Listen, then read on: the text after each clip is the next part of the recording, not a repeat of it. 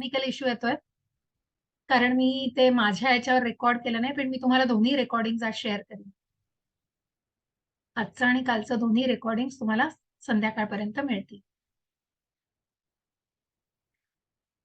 तर मग ज्या भक्तीच्या टप्प्यापर्यंत, मग कालच्या 12व्या अध्यायामध्ये आपण आता 12 अध्याय पूर्ण केलेले आहेत काल.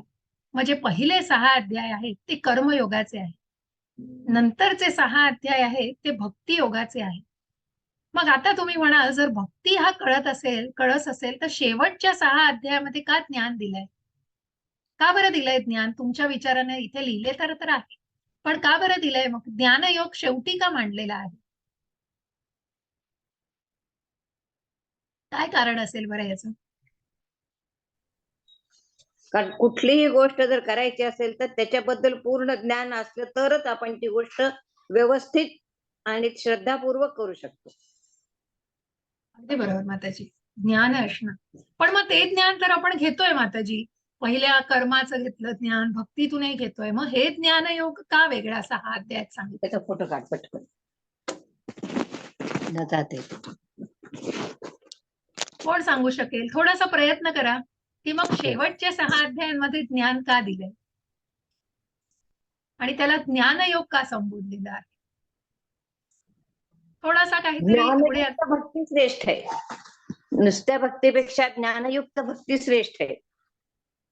बरोबर माताजी, म्हणजे हेच आपल्याला मग याचाच उलगडा करून हरकत नाही. आणि म्हणूनच आपल्याला जाणायचंय की हे ज्ञानयोग सगळ्यात शेवटी का? कारण पहिले 6 योग कर्मातून भक्ती जाणली आपण, त्यानंतरचे 6 योग आपण प्रत्यक्ष भक्तीची चर्चा केली. मग भक्तीच्या नवविध भक्तीच्या सेवा, भक्तीचे प्रकार जाणले, मग कोण भक्त, भगवंतांनी भक्ताची वैशिष्ट्य सांगितलेली आहेत.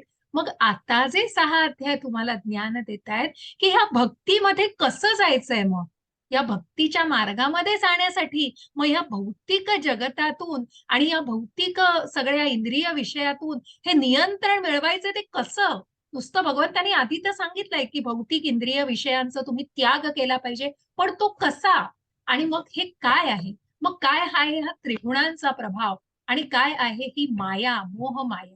आणि या सगळ्यालाच जाणायचंय. आणि म्हणून इथे दिलेलं आहे बघा, जर भक्ती हा कळस असेल तर शेवटच्या 6 अध्यायात ज्ञान का मांडलंय? तर संपूर्ण भगवद्गीता हीच भक्ती आहे. हो, भक्तिमयच आहे भगवद्गीता, कारण भक्ती ही सर्वात श्रेष्ठ आहे. आणि भगवंतांच्या ज्या भक्तीमध्ये आणि या सेवेमध्ये, ज्या भक्तिमय अशा सेवेमध्ये जो आहे तो भगवंतांची लगेच जोडला जातोय आणि तो निश्चितच भगवंतांच्या भगवत धामाला पोहोचू शकतो. जेव्हा हा जीर्ण देह त्यागणार आहे, निश्चितच पुन्हा त्या भौतिक जगतामध्ये त्याला जन्म मिळणार नाही, पुन्हा तो मृत्यू लोकामध्ये जन्म घेणार नाही, कारण जो जाणणार आहे की या ज्ञानातून. आणि म्हणूनच मग पहिले 6 अध्याय कर्मातून भक्ती कशी मिळवायची यावर चर्चा करतात. शेवटच्या 6 मध्ये ज्ञानाद्वारे ते कसं मिळवायचं, मग ही भक्ती कशी मिळवायची आणि प्रत्यक्ष जे समजले, म्हणून जे बॅटर म्हणतात ना, की जे मुख्य भक्तीविषयी जाणायचंय ते आपण जाणलंय. मग भक्ती काय आहे आणि भक्तीविषयी मग भक्तीचे मार्ग कुठले आहेत आणि मग कशा प्रकारे विश्वरूप दर्शनामध्ये दर्शन दाखवलं भगवंतांनी विश्वरूप, परंतु ते किती उग्र आणि किती अकराळ विक्राळ भयानक असं स्वरूप होतं. जरी त्यामध्ये सगळं चराचर सामावलेलं आहे, तरीही अर्जुनाला कुठाशी अर्जुन निगडीत आहे? तर भगवंतांच्या भगवान रूपाशी.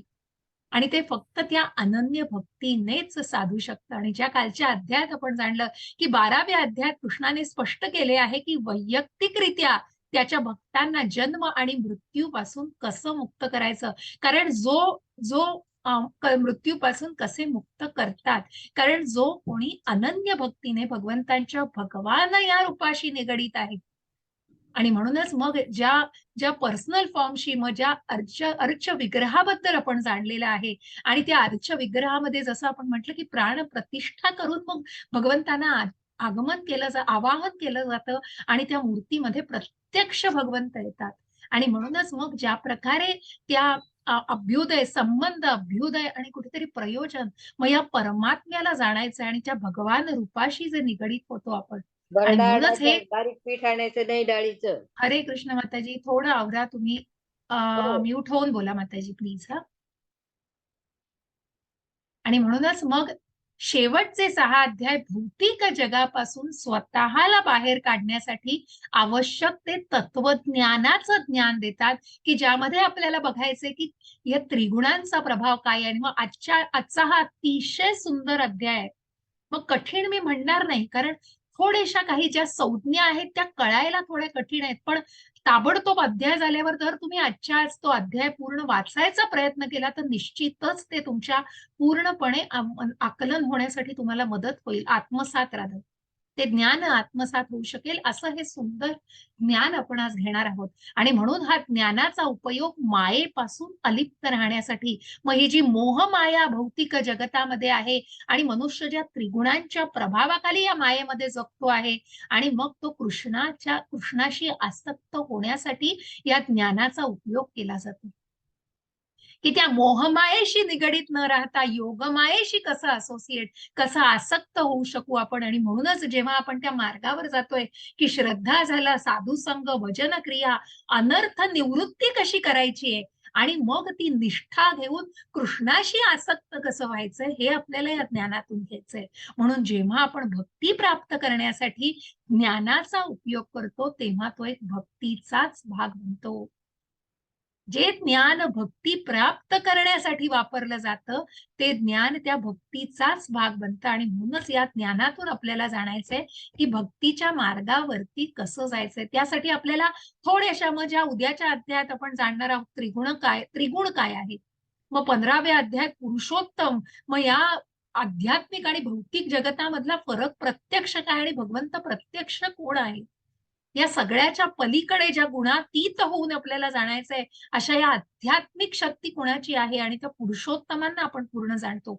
मग ज्या 16व्या अध्यायात आपण दैवी आणि आसुरी विभागांना वेगवेगळे जातो, ज्या 17व्या अध्यायामध्ये आपण श्रद्धेविषयी जास्त माहिती घेतो, आणि मग इथे भगवद्गीतेचं ज्ञान संपतं. परंतु मग त्या 18व्या अध्यायामध्ये सर्व भगवद्गीता पुन्हा सगळ्या अध्यायांचं सार त्याच्यामध्ये समाविष्ट केलेलं आहे. अशा या सुंदर भक्तीच्या मार्गातून आज आपण ज्ञानाच्या मार्गामध्ये ही भक्तीच जाणण्यासाठी, भक्तीच्या मार्गावर कसं यायचंय ते जाणण्यासाठीच हे ज्ञान घेणार आहोत. या भौतिक जगताचं ज्ञान घेणार आहोत. मग इथे क्षेत्र काय आहे, क्षेत्रज्ञ काय आहे, पुरुष कोण आहे, प्रकृती कोण आहे, ज्ञान म्हणजे काय आहे, आणि या ज्ञानाचं ध्येय, म्हणजे ज्ञानाचं ध्येय जे ज्ञेय, या ज्ञेयाला आपण जाणणार आहोत. अशा या निरनिराळ्या संज्ञा आपल्याला दिसतायत. यापैकी भगवंतांना विचारतायत बघा अर्जुन. मग म्हणतायत, हरे कृष्ण माताजी. अंजली माताजी, हरे कृष्ण. येत आहे हरे तुम्हाला? कृष्ण. दिसतंय? अर्जुन म्हणाला, हे माझ्या प्रिय कृष्णा, मला प्रकृती स्वभाव फारच बारीक आहे. फारच बारीक आहे. पुरुष मला पुरुष भोग पुरुष, घेणारा आणि हा, क्षेत्रज्ञाला जाणणारा आणि पुरुष ज्ञान आणि ज्ञेय जाणून घ्यायचं आहे. हा अर्धवटच आहे.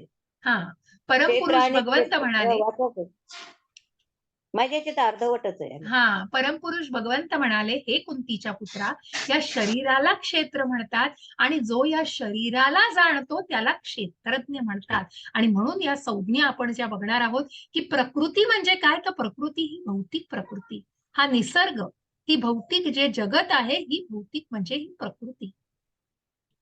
मग या प्रकृतीचा भोग घेणारा कोण आहे, उपभोग घेणारा, तर तो पुरुष, जो आपण सर्व लोक महेश्वर. मग भोगता कोण आहे, तर प्रत्यक्ष भगवंत भोगता आहे.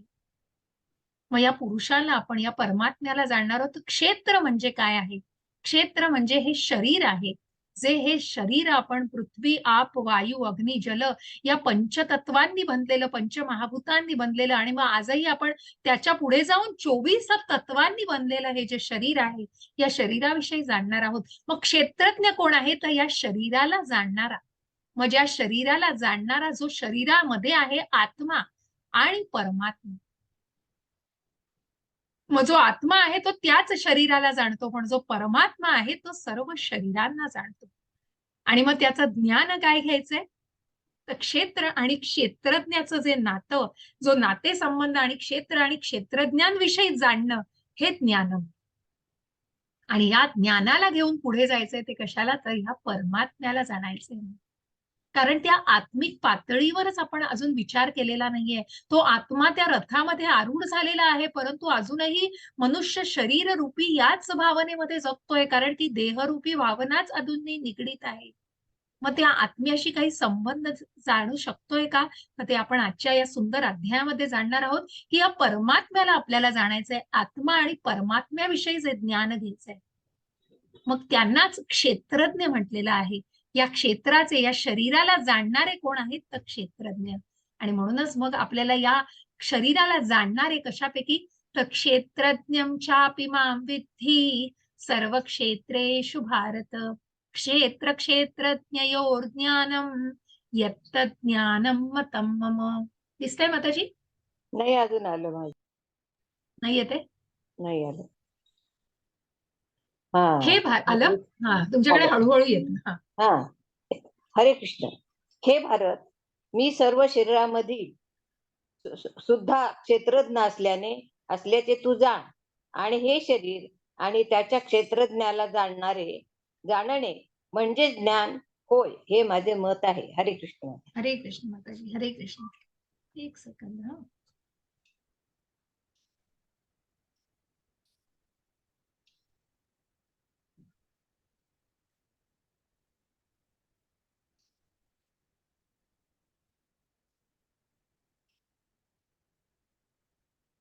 आवाज येत नाहीये.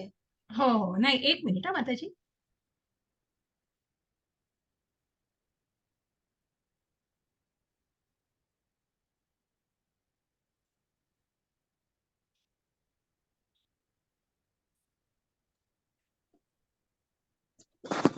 हा, तर या क्षेत्र आणि क्षेत्रज्ञांविषयी मग आधीच्या आपण या श्लोकामध्ये जाणलं, आणि आता या 3 च्या पुढे जाण्याआधीच की 13.1 आणि 2 की ज्या क्षेत्र क्षेत्रज्ञ आणि ज्या ज्ञानाला आपण जाणायचं आहे. मग पुन्हा या ज्ञानाबद्दल सांगताना अजून मी थोडस उल्लेख करीन, तेच मी जरा बघत होते की मग कशाविषयी. तर हे ज्ञान दिलेलं आहे की प्रभुपादांनी खूप सुंदर असं याच्याबद्दल सांगितलंय की कशा प्रकारे काय या ज्ञानाची आवश्यकता आहे.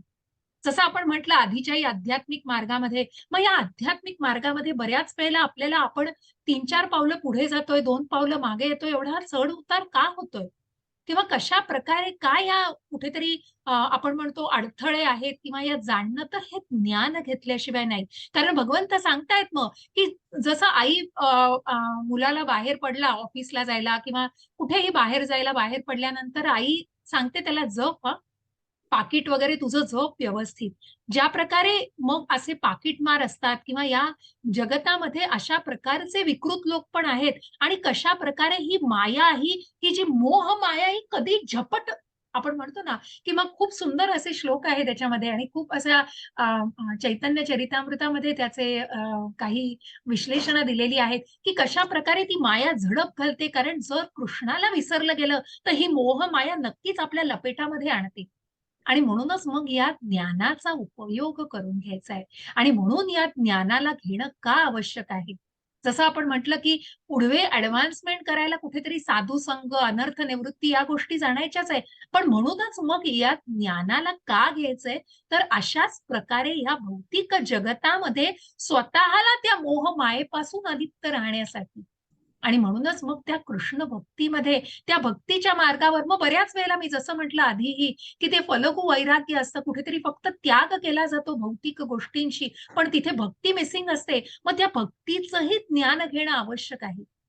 कारण मग विश्वामित्र ऋषींचं उदाहरण दिलं जातं, की ज्यांनी अगदी ब्रह्म, मग 2 भुवयांमध्ये स्वतःला अगदी म्हणजे इतकं ते कुठेतरी केंद्रित व्हायचा प्रयत्न केला, की त्या बिंदूवरती, ब्रह्मवरती केंद्रित राहायचा प्रयत्न केला. पण तिथे कुठेतरी मग भगवंत मिसिंग होता, की आपल्याला त्या भक्ती रूपाने ते करायचंय. आणि ज्या भगवंतांच्या भक्तीमध्ये लीन होऊन त्या गोष्टी करायच्या, ते आवश्यक आहे. आणि म्हणूनच कुठेतरी विश्वामित्र ऋषी पुन्हा फॉल डाउन, आपण म्हणतो ना, पुन्हा त्या भौतिक जगतामध्ये मग कुठेतरी मोहामध्ये अडकत होते. ज्या मेनकेमध्ये मेनकेचा मोह झाला होता. अशा या मोहमायेमध्ये अशा व्यक्ती मग अडकू शकतात, आणि म्हणूनच इथे कुठेतरी ते डेंजर असतं. म्हणून हे ज्ञान घेणं आवश्यक आहे. आणि म्हणून मग या क्षेत्रज्ञ, मग काय आहे आत्मा, परमात्मा, या सगळ्याला जाणणं. आणि म्हणून मग याला सांगितलंय की सर्व शरीरांमधील क्षेत्रज्ञ असल्याचं तू जाण. मग बघा, आपण या विविध अवस्था बघतो. मनुष्य जागृत अवस्थेमध्ये आहे, थोड्याशा आपण काय म्हणतात ना, स्वल्प निद्रा, मग कुठेतरी पडतो आपण, कुठेतरी नुसती एक डुलकी घेणं ज्याला म्हणतो, त्यावेळेला कुठली अवस्था असते, पूर्ण निद्रिस्त अवस्था कशी असते, तुरीय अवस्था म्हणजे माणूस स्वप्नाळू अवस्थेमध्ये पण असा असतो. मग या सगळ्या अवस्थेमध्ये बघा कशी परिस्थिती असते, की माणूस जागृत असतो तेव्हा मग माणसाचा आत्मा आणि परमात्मा हे दोघंही बघत असतात आणि दोघंही त्यांना दिसतंय आणि शरीरालाही दिसतंय. जे अंतर्मन आहे त्यालाही दिसतंय, त्या शरीरालाही काय आहे ते जाणवतंय. मग अशा वेळेला काय होतं, ज्या पुढच्या अवस्थेमध्ये मनुष्य जातो, की कुठेतरी फक्त शरीर झोपलेलं आहे थोडंसं, पण मन जागं आहे. मग तो आत्मा आणि परमात्मा मात्र त्यावेळेला जागेच असतात आणि ते पूर्णपणे जागृत असतात. त्यांना सगळं माहिती असतं काय चाललेलं आहे. त्याच प्रकारे संपूर्ण निद्रिस्त अवस्थेत मग हे शरीरही झोपलेलं असतं, अंतर्मनही झोपलेलं असतं, परंतु आत्मा आणि परमात्मा मात्र जागृत असतात. आणि तशीच त्या तुरीय अवस्थेमधली सुद्धा स्थिती आहे. आणि म्हणून मग हा आत्मा आणि परमात्मा, जसं आपण आधीही बघितलं, की कशाप्रकारे या या अ, अं, शरीराला, मग या शरीराला चालवणारा हा आत्मा, जसं आपण म्हटलं, तू शरीर नाही, तू आत्मा आहेस आणि हा आत्मा प्रवास करतो आहे. हा आत्मा या शरीरामध्ये मग अगदी बालपणापासून वृद्धावस्थेपर्यंत प्रवास करतो आहे, पण त्या आत्म्याला जाणलंय का? आणि म्हणूनच हे शरीर आणि त्याच्या क्षेत्रज्ञाला, कारण मग हा आत्मा आणि परमात्म्याला सगळं माहिती असतं. आणि याविषयीच जे ज्ञान घ्यायचंय, कारण त्याला शरीराला जरी माहिती नसलं, कारण ते भौतिक गोष्टींनी बनलेलं शरीर आहे हो. पण आत्मा आणि परमात्मा हे आध्यात्मिक आहे. आणि म्हणून त्यांना जाणून घ्यायचंय आणि तेच म्हणजे ज्ञान. मग तुम्हाला चित्रामध्ये काय दिसतंय हो? मला चॅटमध्ये सांगा, की चित्रामध्ये काय दिसतंय तुम्हाला या? एक मोठं शेत दिसतंय आणि एक शेतकरी दिसतोय. एक तळं दिसतंय. वर मोठं आकाश दिसतंय. आणि गोलामध्ये कोण आहेत तिथे? सूर्यदेव उगवलेले आहेत ना? एक शेतकरी आहे. हा, आणि वरती आकाशामध्ये इथे उजव्या बाजूला काय आहे? सूर्यदेव दिसत आकाशामध्ये आहेत, बरोबर. हा आयफोन, सूर्यदेव आहे. सूर्यदेव. आणि म्हणूनच मग बरोबर माताजी, अगदी बरोबर. आणि म्हणून मग सांगण्याचा उद्देश हा, की हे क्षेत्र आहे. मग हे सगळं क्षेत्र, हे शेत आहे, म्हणजे क्षेत्र आहे हे सगळं. आणि या क्षेत्राला जाणणारा बघा, मग ज्याचं त्याचं शेत, मग माझा एवढा भाग आहे, माझं एवढं शेत आहे, तर या शेतकरी जाणू शकतो या शेताला. तो फक्त त्याच्या क्षेत्राला जाणतो. पण सर्व क्षेत्रांना कोण जाणतं आजूबाजूच्या? तर सूर्यदेव जाणतात. सूर्यदेव जे सर्वत्र प्रकाश देत आहेत, असे सूर्यदेव सगळ्या क्षेत्राला जाणतात. म्हणजे जो तो आपल्या शरीराला जाणणारा तो एकच आत्मा, परंतु सगळ्या शरीरांना जाणणारा तो परमात्मा. की जो आत्मा आणि परमात्मा त्या शरीरामध्ये निवास करतोच, पण तो परमात्मा सर्व शरीरांना जाणतो.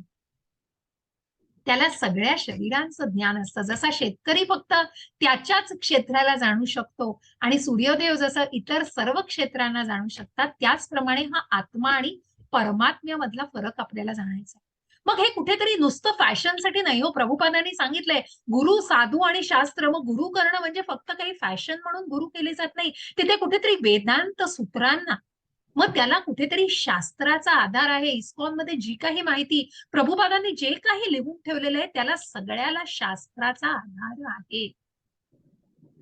म्हणूनच सायन्स अँड सेल्फ रिअलायझेशन ज्या पहिल्या टप्प्यावरती तुम्हाला हे पुस्तक आहे, शास्त्र आणि जे काही आत्मसाक्षात्काराचं ज्ञान, हे शास्त्रीय आधार मग वेदांत सूत्रामध्ये जे भगवंतांनी आपल्या मुखातून सांगितलेलं आहे, ते वेदांमध्ये सुद्धा ते लिहिलेलं आहे. आणि तसंच्या तसं तुम्हाला त्या वेदांत सूत्रामध्ये जे व्यासमुनींना आपण बघतो आहेत, ज्यांनी अनेकही वेद लिहून ठेवलेले आहेत. हरे कृष्ण माताजी. हरे कृष्ण. क्षेत्राचे आणि क्षेत्रज्ञाचे हे ज्ञान विविध ऋषींनी विविध वैदिक ग्रंथांमध्ये वर्णन केले आहे. विशेष करून हे ज्ञान सर्व कारण आणि परिणामासहित वेदांत सूत्रामध्ये सर्व तथ्यासहित प्रस्तुत करण्यात आले आहे. हरे कृष्ण. हरे कृष्ण. सर्व तथ्यांसहित, म्हणजे आपण म्हणतो ना कॉज आणि इफेक्ट, की ज्याप्रमाणे त्या कारण आणि त्याचं जे काही लक्षण दिसतात, मग त्या लक्षणांमध्ये कारण दिसेल, पण त्या कारणामध्ये लक्षणं असायची गरज नाही. त्याचप्रमाणे भगवंतांनी जे काही सांगितलं आहे ते वेदांमध्ये आहे. आणि म्हणूनच ज्यांनी वेदांना जाणलं त्यांनी कृष्णाला जाणलेलं आहे. जो वेदांचा अंत तो कृष्ण, तो भगवंत. आणि म्हणूनच या वेदांत सूत्रांमध्ये कारणांसकट, जसं आपण एका मुलाचं आणि वडिलांचं उदाहरण घेतो, मग त्या मुलामध्ये वडिलांचे सर्व गुण दिसतात हो, पण वडिलांमध्ये मुलाचे गुण असं म्हटलं जात नाही, अरे हे वडील मुलासारखे दिसतायत त्याच्या, असं कधी संबोधलं जात नाही. त्याचप्रमाणे आपण हे भगवंतांसारखे आहोत, आपल्यामध्ये भगवंतांचा अंश आहे, म्हणून आपण भगवंतांमध्ये आपण होत नाही किंवा त्या गोष्टीला त्याप्रमाणे जोडलं जाऊ शकत नाही. आणि म्हणून हे जाणून घ्यायचंय की या वेदांमध्ये पूर्ण तथ्यांसहित त्या गोष्टीचं वर्णन केलेलं आहे. म्हणून आपल्याला गुरु, साधू आणि शास्त्र यांना यांना पडताळून या गोष्टींना जाणायचं आहे. आणि या सर्व गोष्टींचं ज्या भागवतामध्ये आपण म्हणतो, या सर्व गोष्टींचा व्यवस्थित उल्लेख केलेला आहे. आपल्याला ते वाचन महत्वाचं आहे. आपले वेद, आपली शास्त्र, आपले जे काही वैदिक ग्रंथ आहेत, त्याचं वाचन करून आपल्याला या सगळ्याचं ज्ञान घेता येईल. आणि सर्व तथ्यांसहित या गोष्टीचा तिथे उल्लेख केलेला आहे. आणि म्हणून मग कशा प्रकारे उल्लेख केलेला आहे, तर या कोशांना जाणायचंय. मग कशा प्रकारे भगवंतांना जाणणं, मग ज्याला या मार्गावरती यायचं आहे, की ज्यांनी कुठेतरी कुठेतरी लोअर पातळीपासून, कुठेतरी खालच्या पातळीपासून या कोशांना जाणायचंय बघा, की अन्नमय कोश, प्राणमय कोश, ज्ञानमय कोश, विज्ञानमय कोश आणि आनंदमय कोश. मग या अन्नमय कोशी, मग मनुष्याचं, ज्या जीवांचं हे कुठेतरी विभाजन केलेलं आहे, की जे सर्वात खालच्या पातळीवर, की ज्या अध्यात्माचा, ज्या वेदांचा काही अभ्यासच केलेला नाहीये, ज्यांनी भगवंतांना जाणायचा प्रयत्न त्या अन्नातून, म्हणजे अन्न देहधारी भावनेशीच निगडित आहे अजून तो मनुष्य, की मग मला जे अन्न मिळतं आहे त्यामध्ये फक्त तो ऋणी आहे किंवा तिथपर्यंतच त्याचं ज्ञान आहे. हे हे आपण म्हणतो की परब्रह्म, अन्न हे परब्रह्म आहे आणि म्हणून त्या अन्नमय, म्हणजे त्या तितक्याच देहाशी निगडित अशा गोष्टीपर्यंत, त्या आध्यात्मिक टप्प्यापर्यंत तो मनुष्य गेलाय. मग कुठेतरी प्राणमय कोशामध्ये मनुष्य, म्हणजे थोड्या वरच्या टप्प्यावर जो आध्यात्मिक मार्गावरती आलाय, त्यांनी भगवंताला त्या जीवामध्ये, म्हणजे ते लाईफ, ते प्राण, त्या प्राणामध्ये कुठेतरी शोधायचा प्रयत्न केलाय, की जे काही हे हे भगवंतांपासून आहे आणि ते जे गॉड रिअलायझेशन, ते भगवंताला जाणणं आहे, ते या प्राणमय कोशापर्यंत आलेलं आहे. की कुठेतरी मी प्राणातून, मी जे काही माझं प्राण घेतोय किंवा जे काही श्वास उच्छ्वास आहेत, तर त्यामधून भगवंताला जाण्याचा प्रयत्न केलेला आहे. मग त्याच्याही पुढे जाऊन आध्यात्मिक मार्गावर ज्यांनी अभ्यास केलेला आहे, ते ज्ञानमय कोश, की मी कोण आहे, मग भगवंत कोण आहेत, आत्मा, परमात्मा, आणि कुठेतरी तो आत्मसाक्षात्काराच्या भावनेमध्ये स्वतःला मार्गस्थ करू इच्छितो. कारण ते जे मन आहे, ते मन, बुद्धी आणि अहंकार, मग त्या मनाला कुठेतरी जाणून त्याला नियंत्रण कसं करायचं आहे, या सगळ्याला कुठेतरी ज्ञानमय कोशापर्यंत जाणू शकता. त्याच्या पुढे या ज्ञानाचं आचरण, मग त्या विज्ञानमय कोशामध्ये कशा प्रकारे मी या मन, बुद्धी हे भगवंतांवर, मग भगवंतांचं जे आत्मा हा परमात्म्याचा अंश आहे, इथपर्यंत जेव्हा त्या ज्ञानाला आणलं जातं, तेव्हा निश्चितच हे ज्ञान अजून प्रगल्भ झालेलं असतं आणि सच्चित, मग कुठेतरी शाश्वत आणि कुठेतरी ज्ञानाने परिपूर्ण इथपर्यंत आलेलं आहे सच्चित, जे भगवंतांच्या या या वैशिष्ट्यापर्यंत, या स्वभावापर्यंत आलेले आहे. आणि मग भगवंतांना त्याच्याही पुढे जाऊन, जेव्हा आपण त्या सच्चित आनंद, मग त्या आनंदमय कोशापर्यंत, जो सगळ्यात वरचा टप्पा आहे, की जिथे भगवंतांची प्राप्ती, मग भगवंतांच्या स्वभावाची प्राप्ती कशी केली जाते, कारण जिथे आपण भगवंतांना जाणतो, सच्चित आनंद म्हणून, जे ज्ञानाने परिपूर्ण आणि जे आपण म्हटलं की सच्चित, जे शाश्वत आहे आणि जे आनंदी, जे नेहमी आनंद, मग तो आनंद कुठेही चिरकाळ टिकणारा आनंद असतो.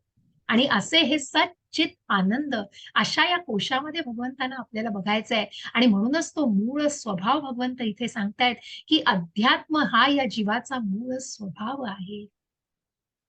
आणि म्हणूनच या आध्यात्मिक स्वभावाला जर आपण हळूहळू या टप्प्यांवरती जाणलं तर निश्चितच त्या वरच्या टप्प्यापर्यंत, की जो मनुष्य जाणतो की मग मी कुठेतरी या बंधनांमध्ये अडकतो आहे आणि मी कुठेतरी या बंधनांमध्ये हे जे काही त्रिगुण आहेत हे मला कुठेतरी या बंधनांमध्ये अडकवतायत, हे जेव्हा ही व्यक्ती जाणते तेव्हा ती त्या आनंदमय कोशामध्ये असते. मग ती चिरकाळ टिकणाऱ्या त्या आनंदमय कोशामध्ये असते, जिथे ती भगवंतांना प्राप्त करू शकते.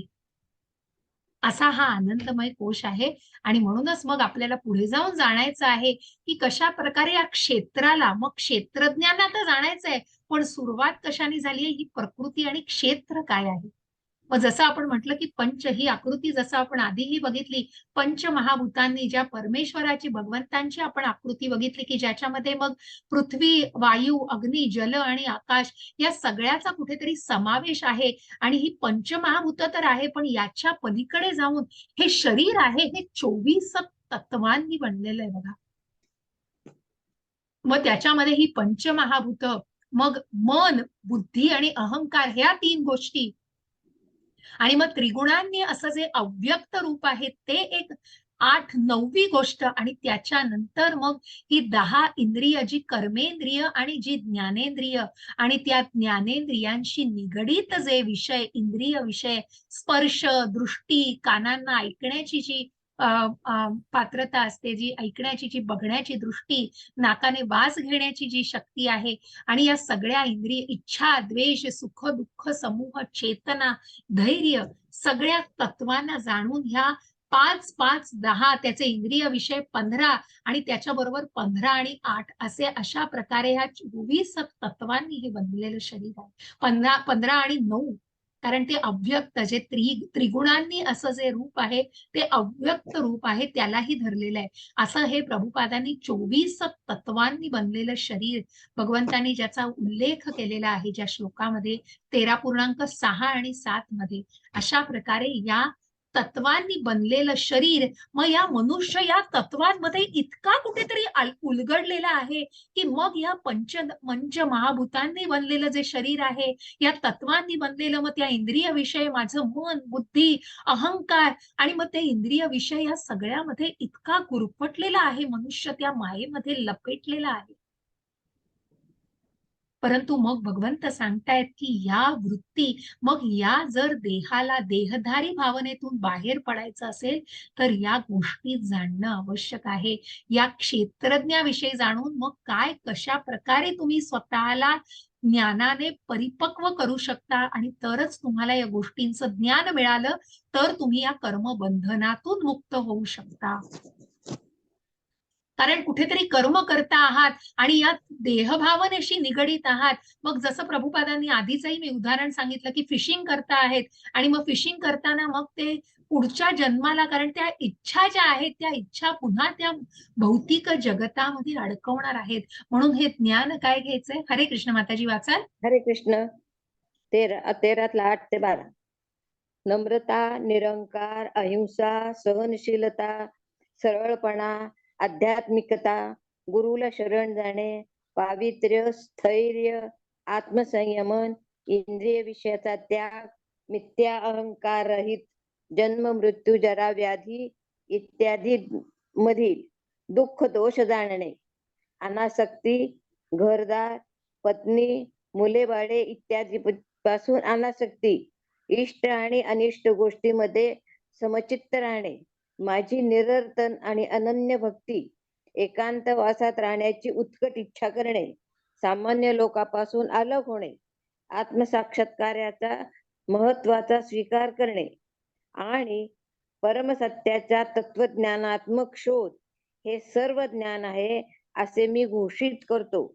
या व्यतिरिक्त जे आहे ते सारे अज्ञानच आहे. हरे कृष्ण माता. हरे वा वा. कृष्ण. आणि म्हणूनच भगवंत म्हणतायत, की जेव्हा ही वैशिष्ट्य सुंदर, तुम्ही स्पष्ट. स्वतःमध्ये आणाल, आणि ह्या गुणांना जेव्हा तुम्ही स्वतःमध्ये समाविष्ट कराल आणि या गुणांना आजमावाल, तेव्हा तुम्ही त्या बंधनातून मुक्त होऊ शकता. कारण हे ज्ञान हे आहे.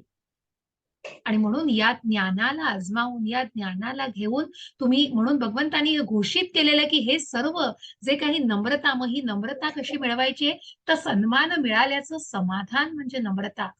अभिमान म्हणजे आपण शरीर नाही हे समजून घेणं. सन्मान आणि अनादर हे समान आहेत. कुठेतरी मी शरीर नाही, आत्मा आहे. मग या आत्म्याला कशासाठी या गोष्टींमध्ये अडकून पडायचंय देहधारी भावनेशी? आणि म्हणूनच तिथे कुठेतरी सर्वांमध्ये समतोल राखणं, अहिंसा, सहिष्णुता, साधेपणा, आध्यात्मिक गुरूंना स्वीकारणं, स्वच्छता, स्थिरता, आत्मनियंत्रण, इंद्रिय वस्तूंचा त्याग, खोट्या अहंकाराची अनुपस्थिती, वाईटाची धारणा, ज्या जन्म मृत्यू जरा व्याधी या दुःखालयमध्ये मग पुन्हा पुन्हा जन्म घेणं, अलिप्तता, आणि मग वाईट यामध्ये जन्म घेणं हे कशाने हे जाणणं, मग त्या वाईटाची धारणा, त्या वाईटाचं माहिती असणं, ज्याला ती माहिती आहे ते निश्चितच पुन्हा, आणि ही माहिती कशी, तर याविषयी योग्य गुरुकडून ते मार्गदर्शन घेतलं जातं. आणि मगच त्या भौतिक जीवनाचा तिरस्कार किंवा मग त्याच्यातून, त्या बंधनातून कुठेतरी मोह आवरला जातो. मग जे कुठेतरी या इंद्रिय विषयांशी निगडीत नाहीयेत, ज्यांनी या सर्वांशी कुठेतरी मग ज्या इस्कॉनमध्ये आपण बघतो की जे संन्यास घेऊन मग ज्या ठराविक, मग भगवंतांनी सांगितलंय आणि प्रभुपादांनी त्या तात्पर्यामध्ये त्याचं सुंदर उदाहरण दिलंय की अनेक वेळा विचार करून मग तुमची कर्तव्य ही तितकीच महत्वाची आहे. तुम्हाला मनात येईल तेव्हा कुठल्याही गोष्टींना लाथाडून तुम्ही त्या गोष्टींना, मग मला मला फक्त भगवंतांशी जोडलं जायचं, तर भगवंत प्रत्यक्ष सांगतायत.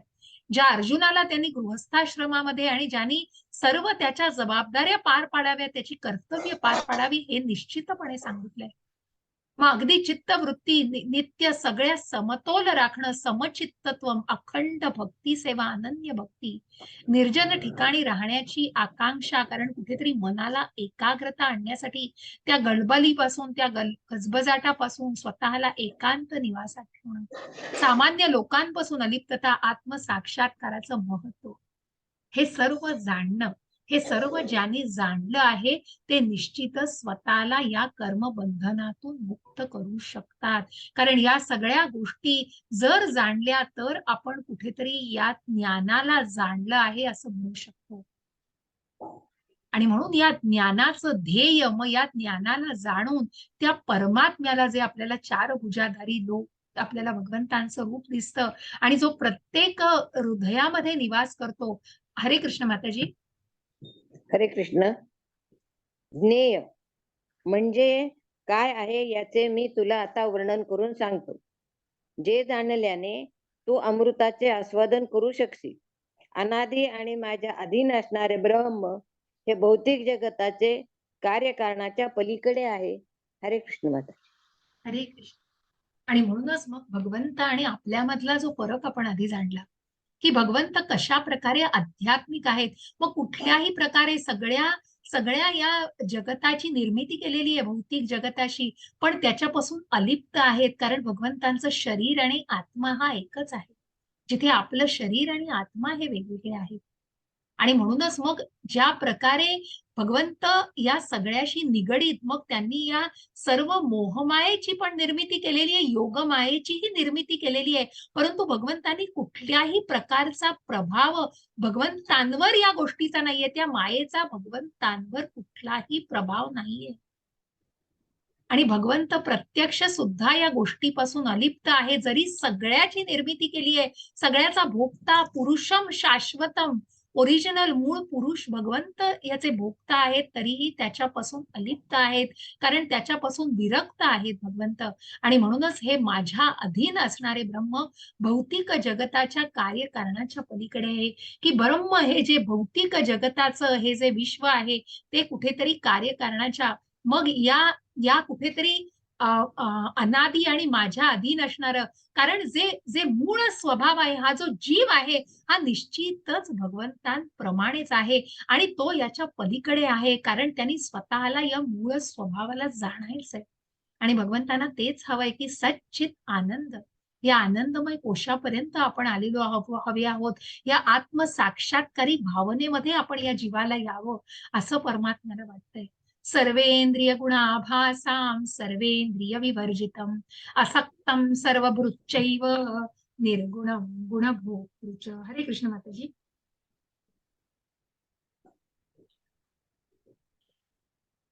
आलं माताजी. हरे कृष्ण. हो. परमात्मा हा सर्व इंद्रियाचे मूळ उगमस्थान आहे, पण तरीही तो इंद्रिय रहित आहे. तो सर्व जीवांचा पालन करता असला तरी अनासक्तच आहे. तो प्राकृतिक गुणांच्या पलीकडे आहे आणि त्याचबरोबर सर्व प्राकृतिक गुणांचा स्वामीही आहे. हरे कृष्ण माता. हरे कृष्ण माताजी. बघा, जे मी सांगितलं की इंद्रियांचं मूळ उगमस्थान आहे ज्या परमात्म्यापासून, मग ज्या परमात्म्यालाच आपल्याला क्षेत्रज्ञ, या क्षेत्रज्ञामध्ये जो परमात्मा आहे, ज्या आत्म्याबरोबर ज्या परमात्म्याचा, मग ज्या परमात्म्याचा आपण अंश आहोत, ते मूळ उगमस्थान आहे ज्याची इंद्रिय नाहीत. आणि असा हा परमात्मा इंद्रिय रहित आहे. तो सर्व जीवांचा पालन करता असला तरी त्याच्यापासून तो अनासक्त आहे.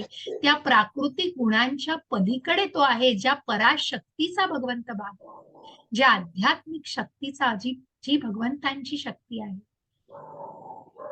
आणि त्याचबरोबर भगवंत या सर्व भौतिक जगताची निर्मिती ज्यांनी केलेली आहे, परंतु त्या सगळ्यापासून ते कुठेतरी अलिप्त आहे. जरी ते सर्वाचे स्वामी असले तरी त्यापासून ते पूर्णपणे अलिप्त आहे.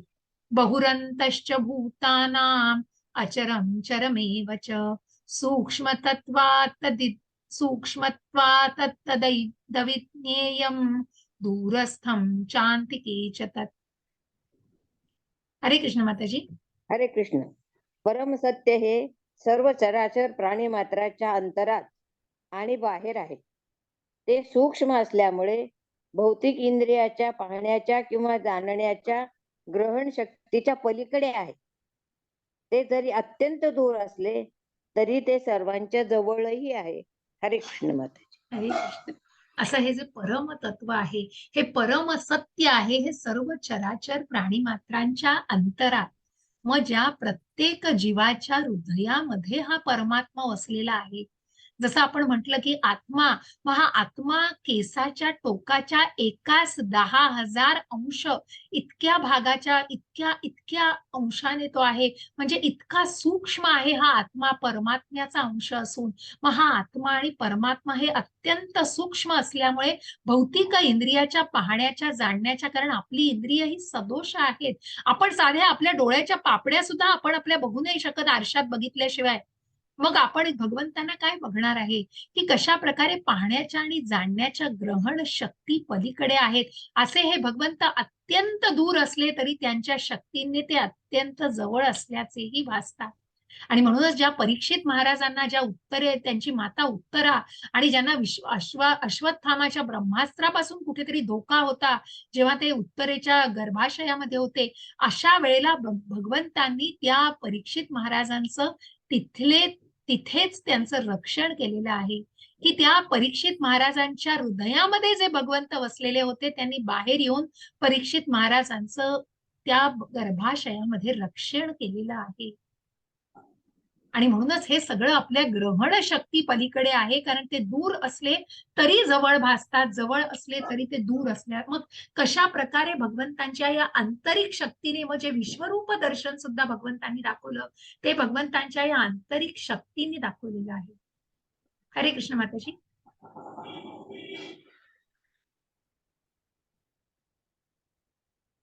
दिसतंय माताजी? हरे कृष्ण. हरे कृष्ण. सर्व प्रकाशमान वस्तूमधील प्रकाशाचे उगम तो आहे. तो भौतिक अंधकाराच्या अतीत आहे. तोच ज्ञेय आहे आणि ज्ञानाचे ध्येय आहे. तो सर्वांच्या हृदयात स्थित आहे. हरे कृष्ण. हरे कृष्ण माताजी. आणि म्हणूनच सगळ्या प्रकाशमान वस्तू, बघा, जसा प्रकाशाचा झोत, आपण जर सूर्य उगवलेला असेल आणि एका खिडकीतून सूर्यकिरण, तर त्याला आपण थांबवू शकत नाही. मध्ये हात घातला तरी ते कुठलाही अडथळा नसतो. त्याचप्रमाणे या सूर्याच्या त्याचप्रमाणे भगवंतांचा हा स्त्रोत आहे, हा ज्ञानाचा स्त्रोत आहे. कोणीही त्याच्यापासून अलिप्त राहू शकत नाही, कोणी त्याच्यापासून वेगळं पळ काढू शकत नाही. ज्या भगवंतांचं ज्ञान हे प्रत्येकाला जाणणं आवश्यक आहे. आणि म्हणूनच हे भौतिक अंधकाराच्या अतीत आहे, कारण हे कुठेतरी गुणातीत आध्यात्मिक असं ज्ञान. आणि म्हणूनच भगवंत प्रत्यक्ष ज्ञान आहेत आणि ज्ञानाचं ध्येयही भगवंतच आहेत, कारण ते सर्वांच्या हृदयामध्ये स्थित आहेत. आणि मग ही सुंदर अशी आकृती आहे जी झाडरूपी असा हा जो शरीर आहे, क्षेत्र आहे, त्याच्यावर ही दोन क्षेत्रज्ञ बसलेले आहेत. हरे कृष्ण माताजी. हरे कृष्ण. अशा प्रकारे क्रियाकलापांचे क्षेत्र म्हणजे हे शरीर, ज्ञान आणि ज्ञेय हे मी थोडक्यात वर्णन केले आहे. केवळ माझे भक्तच हे पूर्णपणे समजून घेऊ शकतात आणि अशा प्रकारे माझ्या स्वभावाची प्राप्ती करू शकतात. हरे कृष्ण माताजी. हरे कृष्ण. खूप सुंदर अशी आकृती आहे ही. कठोपनिषदामध्ये या झाडरूपी शरीराची अशी उपमा दिलेली आहे. मग या शरीराला एक झाड म्हटलेले आणि या झाडावरती दोन पक्षी बसलेले आहेत. मग तो आत्मा आहे आणि एक परमात्मा आहे. आणि असा हा आत्मा इतका स्वतःच्या भौतिक गोष्टींमध्ये गुरफटलेला आहे, की हे काय आहे, हे खायचंय, ते करायचं आहे. परंतु त्याला त्या आत्म्याला तो परमात्मा बघतो आहे हे सुद्धा माहिती नाही. त्याकडेही त्याचं लक्ष नसतं आणि तो परमात्मा फक्त ऑब्झर्व्ह करत असतो, निरीक्षण करत असतो. म्हणून ज्ञान आणि ज्ञेय हे थोडक्यामध्ये की ज्या भगवंतांना जाणायचं आहे, मग ज्या ज्ञेयाचा आपल्याला या ज्ञानरूपी ध्येयाचं काय आपल्याला अर्थ आहे, तर हे कुठेतरी भगवंतांना जाणणं आणि भगवंतांचे भक्तच हे पूर्णपणे जाणू शकतात. आणि म्हणूनच मग जर हे पूर्णपणे जाणू शकतात, की कुठेतरी आपण या बंधनांमध्ये अडकलो, तर निश्चित पुन्हा या भौतिक जगतामध्ये जन्म घ्यायचा आहे. आणि म्हणूनच भगवंत सांगतायत, हरे कृष्ण माताजी. हरे कृष्ण. भौतिक प्रकृती आणि जीव हे दोन्ही अनादी असल्याचे जाण. त्यांचे विकार आणि त्रिगुण हे भौतिक प्रकृतीपासूनच उत्पन्न होतात. हरे कृष्ण माताजी. हरे कृष्ण. आणि म्हणूनच मग कशा प्रकारे या 84 लक्ष योनीतून माणूस जन्म घेत असतो, तो जीव रादर. जीव जन्म का घेतो? कारण कुठेतरी त्या इच्छा, मग या इच्छा इतक्या अनावर असतात की त्या इच्छांमुळे कुठेतरी पुढचा जन्मासाठी ते कारणीभूत होतात. जसं आपण 8व्या अध्यायामध्ये भरत महाराजांची गोष्ट ऐकली, मग ते इतके हरिणमय झालेले की त्या हरिणाचे इतके विचार त्यांना त्या हरिणाच्याच जन्मात पुन्हा घेऊन गेले. त्याच प्रकारे आपली काय कथा हो. आपण तर अगदी बिगिनर्स आहोत आणि म्हणूनच मग आपल्याला जाणण्यासाठी कुठेतरी हे जीव दोन्ही अनादी असल्याचं जाण आणि त्यांचे विकार आणि त्रिगुण हे भौतिक प्रकृतीपासून उत्पन्न होतात, हे या त्रिगुणांच्या प्रभावाखाली जाणायचंय. मग कशा प्रकारे या सर्व कार्याला, मग कर्माला कुठेतरी अनुभवून हे जाणून की कशा प्रकारे कार्य कारण कर्तृत्वे हेतु प्रकृती रुच्यते, पुरुषम सुख दुःखानां भोक्तृत्वे हेतुरुच्यते. हरे कृष्ण माताजी. हरे कृष्ण. प्रकृती ही सर्व भौतिक कार्यकारणांना कारणीभूत असल्याचे म्हटले जाते. तर जीव या संसारातील विविध सुख दुःखाच्या उपभोगास कारणीभूत असल्याचे म्हटले जाते. हरे कृष्ण. हरे कृष्ण. आणि म्हणूनच या भौतिक जगतातील जे काही क्रियाकलाप आहेत, की प्रकृती या भौतिक जगतामधील क्रियाकलाप, मग ही भौतिक जगताला कुठेतरी रिस्पॉन्सिबल, जबाबदार म्हटलंय. परंतु जीव जे आहेत, जीव स्वतः उपभोगतायत आणि या या मायेच्या, या मोहमायेमध्ये या त्रिगुणांचा जो त्यांच्यावर प्रभाव आहे, सत्व, रज आणि तमो, या रजो आणि तमो भावना कशा प्रकारे वासनेमध्ये अडकवतात आणि जीव या सुखदुःखाच्या उपभोगास, कारण कुठेतरी भगवंतांनी सांगितलंय की सर्व इच्छा करण्याची त्यांनी सूट दिलेली आहे. मग ती इच्छा केल्यामुळे जर पुढच्या जन्मामध्ये पुन्हा पुढचा जन्म मिळाला, तर पुन्हा हे चक्र असं चालू राहतं आणि म्हणून त्या उपभोगास, कारण त्या कर्माचा भोगता, त्या कर्माचं सगळं कर्तृत्व हवंय, तर त्याच्याप्रमाणे त्याच्या जोडीलाच त्याचं भोगणं सुद्धा आलं आणि म्हणूनच मग कशा प्रकारे ते सुख दुःखाच्या उपभोगास कारणीभूत होतात. पुरुषः प्रकृतिस्थो हि भुङ्क्ते प्रकृतिजान् गुणान् कारणं गुणसङ्गोऽस्य सत्सद यो निजन्मसु. हरे कृष्ण माताजी. हरे कृष्ण. याप्रमाणे जीवात्मा प्रकृतीच्या त्रिगुणाचा भोग करीत भौतिक प्रकृतीमध्ये जीवन व्यतीत करतो. भौतिक प्रकृतीशी संग केल्यामुळे असे घडते. याप्रमाणे त्याला विविध योनीमध्ये बरे वाईट प्राप्त होते. हरे कृष्ण. हरे कृष्ण. आणि म्हणूनच मग या जीवांमधून ह्या आत्म्याचा प्रवास चालू राहतो. आणि म्हणूनच मी शरीर नाही आत्मा आहे, पण हा आत्मा जो आहे अशा प्रकारे त्रिगुणांचा जीवात्मा जो आहे तो त्रिगुणांचा भोग करीत भौतिक प्रकृतीमध्ये व्यतीत करतो जीवन, आणि मग तो पुढच्या योनींमध्ये स्वतःच्या इच्छेने जन्म घेत असतो. उपद्रष्टानुमंता च भर्ता भोक्ता महेश्वर हा परमात्मेति चाप्युक्तो देहेस्मिन पुरुषः प्ररहा. हरे हरे कृष्ण. कृष्ण माताजी. तरीही या शरीरात आणखी एक आहे, एक दिव्य भोक्ता, जो भगवान आहे, सर्वोच्च मालक आहे, जो देखावा देखरेख देणारा करणारा आणि परवानगी देणारा म्हणून अस्तित्वात आहे आणि तो परमात्मा म्हणून ओळखला जातो. हरे कृष्ण माता. हरे कृष्ण. आणि म्हणून हा जीवात्मा कुठेतरी त्या काठावरच्या एनर्जी शक्तीवर आहे.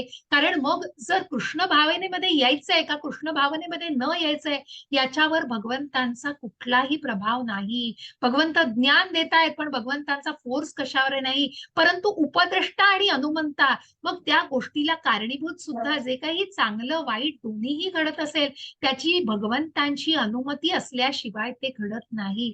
मग जो तो आपल्या सात्विक गुणानुसार जे कार्य क्रियाकलाप करतायत त्याला भगवंत अनुमती देतात, कारण भगवंतांवर त्याचा कुठलाही प्रभाव नाही. भगवंत कुठलाही फोर्स करत नाहीयेत. तो डिसिजन भगवंतांनी तुमच्यावर सोडलाय की तुम्ही कृष्ण भावनेमध्ये यायचं आहे किंवा कृष्ण भावनेमध्ये येऊ नाही शकत. या गोष्टींचा निर्णय त्या भगवंत सांगतायत त्या जीवात्म्याने घ्यायचा आहे, ज्या मार्जिनल एनर्जीवर आहोत. आणि म्हणूनच जो देखरेख करणारा आणि जो पुढच्या गोष्टींना मार्गस्थ करणारा अशा प्रकारे परमात्मा म्हणून ओळखला जातो. हरे कृष्ण माताजी. हरे कृष्ण.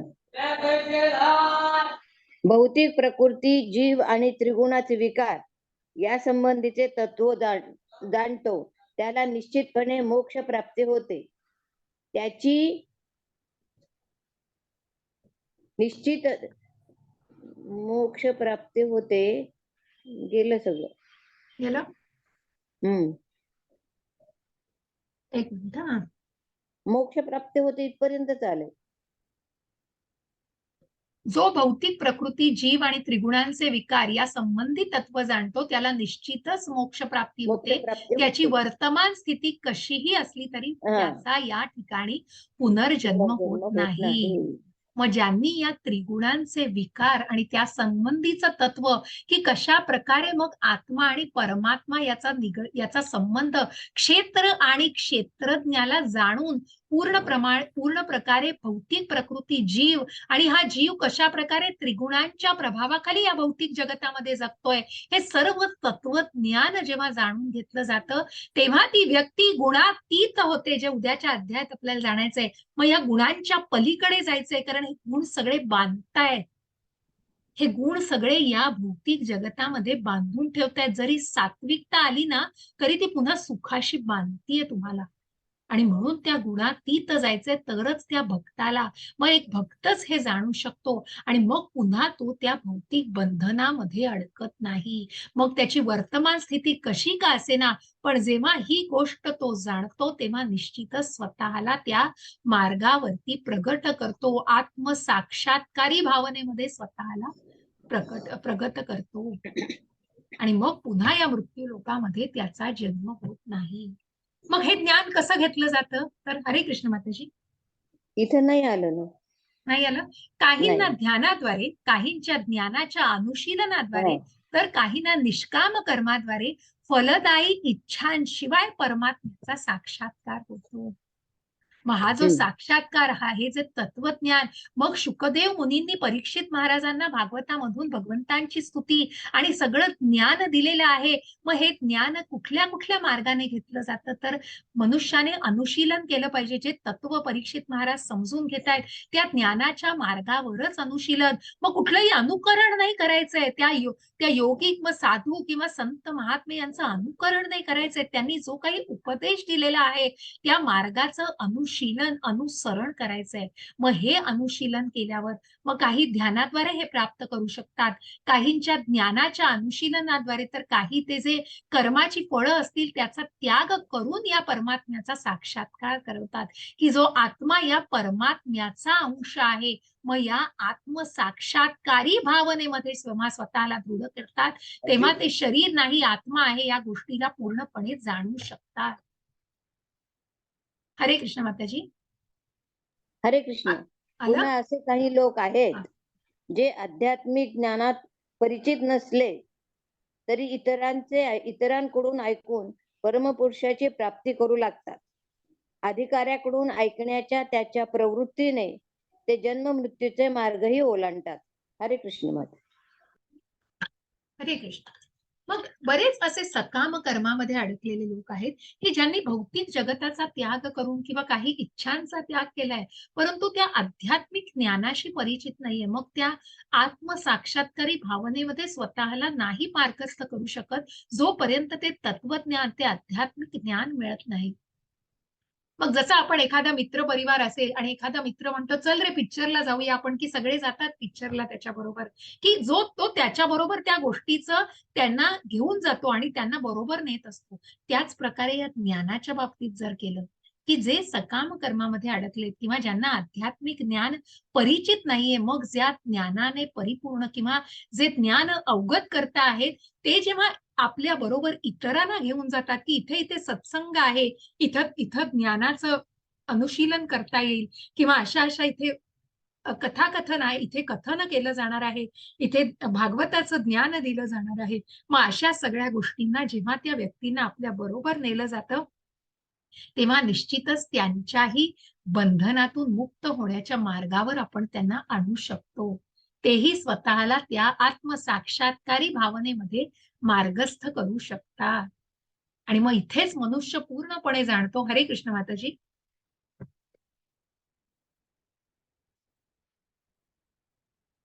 ठीक आहे, आलं नसेल तर मी वाचते. हे भरतर्षभा, चर आणि अचर असे तू जे काही अस्तित्वात पाहत आहेस, ते क्षेत्र आणि क्षेत्रज्ञांच्या केवळ संयोगापासून निर्माण होते, हे तू जाण. की मग हे ज्ञान घेतल्यावर हे जाणतं, की हा आत्मा आणि परमात्मा, मग जे काही चर आहे, अचर आहे, जे काही भौतिक आध्यात्मिक या जगतामधलं आहे, जे काही अस्तित्वात तू पाहतो आहेस, या क्षेत्र आणि क्षेत्रज्ञांच्या, मग ज्या ज्या शरीराला जो क्षेत्र आणि जो ज्या क्षेत्राला जो क्षेत्रज्ञ जाणतो आहे, मग हा आत्मा आणि परमात्मा, कारण जो आत्मा जेव्हा पूर्णपणे या शरीरामध्ये जे चैतन्य आहे, ह्या आत्म्यामुळे आहे. आणि जेव्हा हा आत्मा जाणतोय मी परमात्म्याचा अंश आहे, तेव्हा तो त्या आध्यात्मिक मार्गावरती स्वतःला मार्गस्थ करतो. आणि हे केवळ त्या संयोगातूनच शक्य होतं, की जे काही मी करतो आहे, मग आपण म्हणतो ना, की कशा प्रकारे मग एखादी चोरी करणारी व्यक्ती असेल ना, जसं मी मगाशी उपद्रष्टा आणि हनुमंता सांगितलं, कारण ते जे भावना व्यक्त करण्याचे जे जे स्वातंत्र्य दिलंय ना मनुष्याला, की या अनुषंगाने आहे कुठेतरी, की मग उपद्रष्टा आणि हनुमंता, की एक दिव्य भोक्ता भगवान आहे, सर्वोच्च मालक आहे, जो देखरेख करणारा आणि परवानगी देणारा. बघा, उपद्रष्टा आणि अनुमंता, उपद्रष्टा म्हणजे देखरेख करणारा आणि अनुमंता कुठेतरी अनुमती देणारा म्हणून जाणला जातो. मग हा परमात्मा, मग एखादी चोरी करणारी व्यक्ती किंवा वाईट वागणारी व्यक्ती का वाईट वागत असते? कारण त्याला अनुमती मिळते, कारण भगवंतांवर त्यांचा कुठलाही सक्ती नसते. तो स्वतः हे ठरवत असतो, की मला कृष्ण भावनेमध्ये जायचंय का मला जायचं नाहीये, मला चांगलं वागायचंय का मला वाईट वागायचं, या त्रिगुणांच्या प्रभावाने ते असतं. परंतु ते जे ज्ञान घेऊन आपण त्या परमात्म्याला जर जाणलं, तर निश्चितच आपण त्या मार्गावरती स्वतःला आणू शकतो. पण जर आणायचंच नाही ठरवलं, तर भगवंत त्याबद्दल काहीही म्हणत नाहीयेत. कोणीही भगवंत ना अर्जुनावर भगवंतांनी स्वतःला लादलं, भगवंत कोणावरही स्वतःला लादत नाहीये. आणि म्हणूनच भगवंतांचा कुठलाही प्रभाव नाहीये. भगवंत ज्ञान देतायत आणि सांगतायत, की तू या भौतिक जगतात जर अडकून राहिला असतं, निश्चितच तू पुन्हा या मृत्यू लोकामध्येच जन्म घेत राहशील. आणि म्हणून परवानगी, देखरेख करणारा आणि परवानगी देणारा हे भगवंतच आहेत, हा परमात्माच आहे. आणि मग हा परमात्मा प्रत्येक हृदयामध्ये कसा स्थित आहे. समम सर्वेषु भूतेषु तिष्ठन्तं परमेश्वरं विनश्यस्व विनश्यन्तं य पश्यति स पश्यति. हरे कृष्ण माताजी. दिसतंय माताजी? माताजी म्यूट झाल्या. जो मनुष्य हा. सर्व देहामध्ये जीवात्म्याला साथ देणाऱ्या परमेश्वराला पाहतो आणि जो जाणतो की नश्वर देहामधील आत्म्याचा आणि परमात्म्याचा कधीही विनाश होत नाही, तो यथार्थ पाहतो. हरे कृष्ण. हरे कृष्ण. जसं आपण आधीच्या अध्यायांमध्ये ज्या ज्ञानाविषयी जाणलं तसंच हे ज्ञान आपण घेतोय.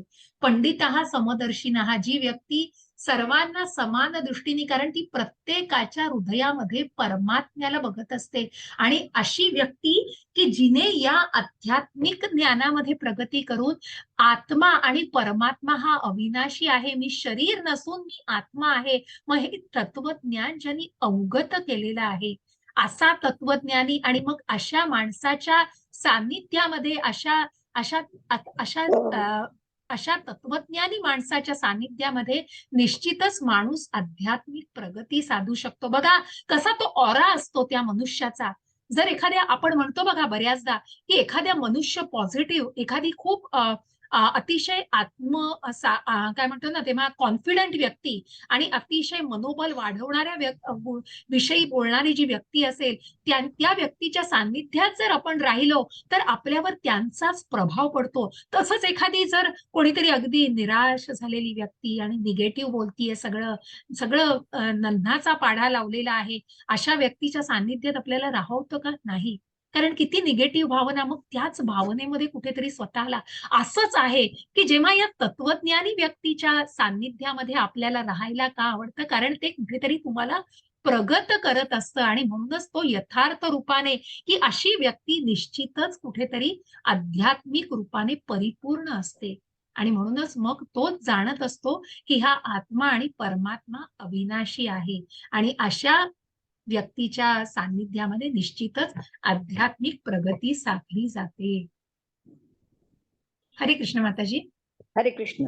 जो मनुष्य सर्व जीवामध्ये परमात्म्याला समान रूपाने उपस्थित असल्याचे पाहतो, तो मनामुळे स्वतःची अधोगती होऊ देत नाही.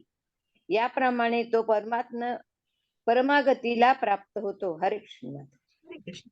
आणि म्हणूनच जो समदृष्टीने, पंडितः समदर्शिनः, की जो मनुष्य प्रत्येक जीवामध्ये या जीवात्म्याला, या परमात्म्याचा निवास, अविनाशी असा जो परमात्मा आहे त्याला जेव्हा बघतोय, तेव्हा तो समान रूपाने, कारण तितकी त्याची प्रगती झालेली असते, आध्यात्मिक ज्ञानाची तितकी त्याची जाण असते, आणि म्हणून अशी जाण असलेली व्यक्ती कुठल्याही मनाच्या आणि कुठल्याही बुद्धीच्या, मग त्या कुठल्याही त्या जाळ्यामध्ये येत नाही, आणि त्या मनाच्या भावनांमुळे, कुठल्याही इंद्रिय विषयांमुळे तो स्वतःची अधोगती होऊच देऊ शकत नाही. कारण तितक्या आध्यात्मिक प्रगतीवर तो मनुष्य गेलेला आहे, त्या प्रगत पातळीवर तो मनुष्य गेलेला आहे, तो निश्चितच स्वतःची अधोगती होऊ देत नाही, आणि अशी व्यक्ती निश्चितच भगवत धामाला प्राप्त होऊ शकते. जिला भगवत धाम, ज्या शुद्ध भक्ताला मग आपण म्हणतो की जे जीर्ण देह त्यागल्यानंतर मग भगवत धामाला प्राप्त होतात, पुन्हा त्या भौतिक जगतामध्ये परत येत नाही. मग जी व्यक्ती बघा, ही ज्ञानी व्यक्ती काय जाणतीये? हरे कृष्ण माताजी. हरे कृष्ण. भौतिक प्रकृतीने निर्माण झालेल्या शरीराद्वारे सर्व क्रिया केल्या जातात आणि स्वतः काहीही करत नाही, हे जो पाहतो तो प्रत्यक्षात पाहतो. हरे कृष्ण माताजी. हरे कृष्ण. बघा आरशात आपला चेहरा बघतोय, पण जोपर्यंत तो ड्रायव्हर, जोपर्यंत तो आत्मा परमात्मा आहे, मग जे हे शरीर आहे, जसं आधीही सांगितलं की शरीर हे नाहीतर एखाद्या मृतप्रमाणे आहे हो, मग का त्या शरीराचं, किंवा कालही भागवतामध्ये प्रभूजींनी, ऐश्वर्या माताजींनी सांगितलं की कशा प्रकारे मग त्या देहाचं, मग कशीही त्याचं, जेव्हा तो आत्मा सोडून गेलेला असतो तेव्हा तो देह इतका तो देह इतका जीर्ण होतो, किंवा मग त्याची, म्हणतात ना, डिकेड होऊ शकते, मग त्या बॉडीला मग कुठल्याही प्रकारचं, कारण कारण त्याच्यामध्ये कुठलंही चैतन्य नसतं ना, ते चैतन्य सोडून गेलेलं असतं, आणि ती फक्त एक पंचभूतांनी बनलेलं असं फक्त ते शरीर असतं. मग त्या शरीराला कुठेतरी जसं आता बऱ्याच धर्मांमध्ये जे आपण की आपल्यामध्ये या शरीराला मृत्यूनंतर जाळलं जातं, मग बऱ्याच कडे गिधाडांना दिलं जातं. मग काय या सगळ्याला, कारण डिकेड झालेली, मग त्या त्या बॉडीचा काही, त्या शरीराला काही होऊ शकतं, कारण कुठेतरी तो आत्मा सोडून गेलेला असतो.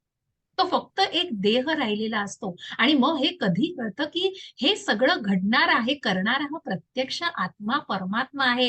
हे क्षेत्र नुसतं या 24 तत्वांनी जेव्हा या देहदारी भावनेशी निगडीत न राहता जेव्हा आत्मिक पातळीवर स्वतःला आणलं जातं, जेव्हा त्या तत्वज्ञानाला जाणलं जातं, तेव्हाच व्यक्ती हे जाणू शकते. आणि म्हणूनच मग फक्त त्या देहधारी भावनेशी निगडीत न राहता की हा आत्मा हा शरीराला चालवते, म्हणून मी शरीर नाही आत्मा आहे. जसा तो आत्मा प्रवास करतोय आणि मग आत्मा एक शरीर ते जीर्ण झालेलं आहे, ते शरीर सोडून तो दुसरं शरीर धारण करतोय, कारण तो चालवतोय, तो या शरीराला चालवतोय, तो या शरीरामधलं चैतन्य आहे. पूर्ण चेतना जी शरीरभर मग आपण बघतो की ही जी सगळ्या शरीरामध्ये पूर्ण चेतना जी दिसते, ही या आत्मा परमात्म्यामुळे दिसते. जे सगळं चैतन्यमय शरीर दिसतं, ही सगळी चैतन्यमय भावना ही आत्मा आणि परमात्माच्या सान्निध्याने असते. हरे कृष्ण माताजी. हरे कृष्ण. आकाश त्याच्या सूक्ष्म स्वरूपामुळे सर्वव्यापी असून सुद्धा, एवढंच आले, असून सुद्धा ब्रह्मदृष्टीत स्थित असलेला आत्मा, अर्धवत आले मला. बरं, मी वाचते. आकाश त्याच्या सूक्ष्म स्वरूपामुळे सर्वव्यापी, बघा आकाश हे सर्वव्यापी आहे आणि म्हणूनच ते कुठल्याही गोष्टीत मिसळत नाही. मग ते सूर्यामध्ये, चंद्रामध्ये, समुद्र आणि जे काही निसर्ग आहे त्याच्यामध्ये कुठेही मिसळत नाही. आकाश हे जसं आपण म्हणतो ना की पॅरलल, मग समांतर राहतं ते, आणि ते कुठल्याही इतर गोष्टींमध्ये मिसळत नाही. त्याचं स्वतःचं वेगळं अस्तित्व असतं. त्याचप्रमाणे ब्रह्मसृष्टीत स्थित असलेला हा आत्मा, की या शरीरामध्ये स्थित असलेला हा आत्मा शरीरात वसलेला असला तरी त्या रक्तामध्ये, मांसामध्ये, हाडांमध्ये कशातही मिसळत नाही. तो आत्मा या शरीराच्या आतमध्ये असतो, परंतु तो शरीरामध्ये मिसळत नाही. शरीर आणि आत्मा वेगवेगळे. जसं मी म्हटलं की शरीर कुठेतरी नाशिवंत आहे, शरीराला कुठेतरी मग शरीराचं काही होऊ शकतं, परंतु तो आत्मा हा अविनाशी आहे आणि म्हणूनच तो या शरीरामध्ये मिसळत नाही. म्हणून तो आत्मा निघून जातो त्या शरीरातनं, तो देह टाकून तो शरीरातून मिसळत जातो, कारण तो त्या शरीरामध्ये मिसळलेला नसतो. आणि म्हणूनच जसा बघा, हे भारता जसा सूर्य एकटाच या सर्व, हा वाचा मग.